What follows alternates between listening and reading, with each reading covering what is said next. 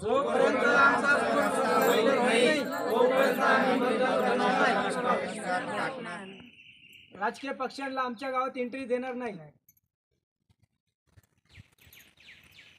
माझं नाव बैराम चव्हाण। आज 8-15 दिवसापूर्वी माझे चुलत भाऊ रमेश बाबुराव चव्हाण यांना सर्पदंश झाला होता आणि पाऊस इतका चालू होता की नदीला पूर आलेले होते आणि नदीवर पूर नसल्या कारणामुळे आम्ही वेळेवर दवाखान्यात नेऊ शकलो नाही आणि आणि त्याला टायमावर आम्ही उपचार करू शकलो नाही। ह्या कारणामुळे ते माझा चुलत भाऊ दगावला आहे।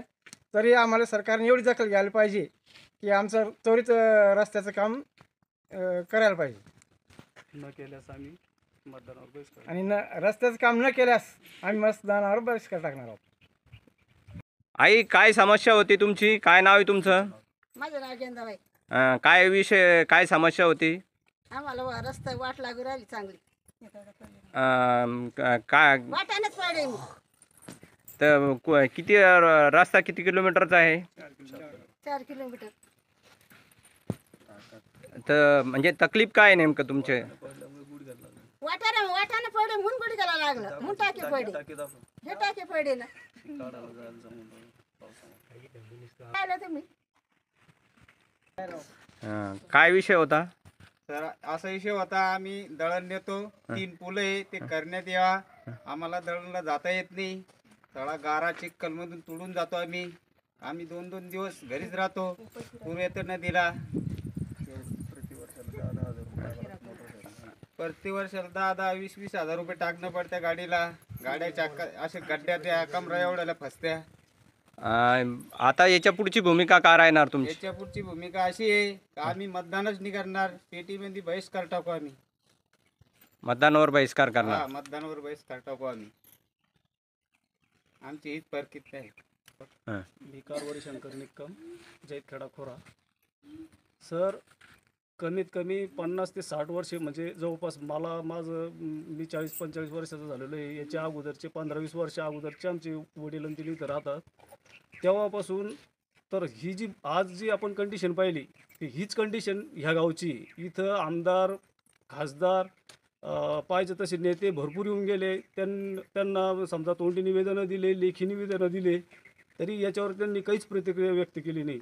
आणि आता ह्या वेळेला की आम्ही ह्या वर्षाला इतके परेशान आहे सर, तुम्ही आता रस्त्याने बघितलंच असेल की वयोवृद्ध माणसाला जर मोटरसायकलवर न्यायचं तर एक सिंगल सीटसुद्धा गाडी मोटरसायकल येऊ शकत नाही आणि दळणवळणासाठी तर मोटरसायकलशिवाय पर्यायच नाही। मग 4 व्हीलरचं तुम्ही बघितलेलंच आहे, ट्रॅक्टर जाऊ शकत नाही। बैलगाडी न्यायची तर पाणी पडल्यानंतर 4-4, 5-5 दिवस ते आमच्या नद्याचे पुरं वसरत नाही। त्याच्यामुळे 4-5 दिवस आम्ही इकडेच म्हणजे एखाद्या वेळेस त्या 4-5 दिवसामध्ये काही होऊ शकतं समजा। तर दवाखान्याचं याचं त्याचं आमचं बरंचसं असं प्रसंग तुटलेला आहे। जैतखेडा हे आमचं गाव आहे, तर तिथपर्यंत आम्ही पोचू शकत नाही। पण ह्या वर्षाला जे बी आता विधानसभा, आता 1-2 महिन्याने विधानसभा लागलेल्या आहे, आम्ही त्यावेळेला कुठल्याही एका व्यक्तीला मतदान करणार नाही आणि आम्ही ते बहिष्कार टाकणार आहे सर्व गाव मिळून। टाकणार आहे? काय टाकणार म्हणजे 50 जवळपास मला कळतं तेव्हापासून तर रस्त्याचा विषयच नाही आमचा, कारण त्यांनी एक दगड सुद्धा कुठे रस्त्यावर टाकलेला नाही की म्हणजे जेवढे बी आपले जिल्हा परिषद आमदार, खासदार जे होते ते फक्त तुमच्याकडे मतदान मागण्यासाठी मतदानाचा फायदा घेते, बाकी तर काही त्यांच्यापासून आम्हाला फायदा नाही। आणि विचारल्यास परत 2दा-4दा जर आम्ही त्यांच्याकडे विनवणी केली, सर तुम्ही बोलले होते रस्ता करणारे, परत पुढे येऊन सांगता की बाबा तुमची 600-700 लोकसंख्येमुळे आम्ही एवढे पैसे तुम्हाला देऊ शकत नाही।